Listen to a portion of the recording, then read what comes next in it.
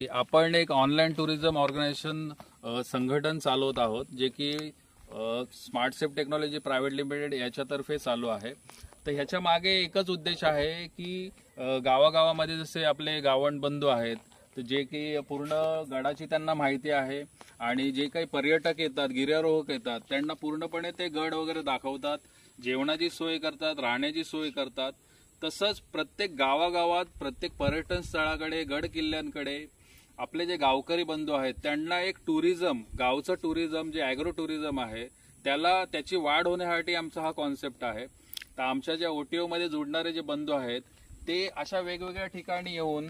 यांना भेट देऊ शकतात, यांच्याकडून पूर्ण इतिहासाची माहिती घेऊ शकतात, पूर्ण गड किल्ले पाहू शकतात आणि त्यांची राहण्याची ते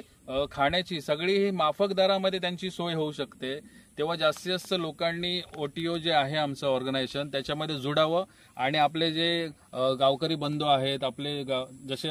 हे साहेब आहेत, तशा प्रकारच्या लोकांना आपण एक वेगळा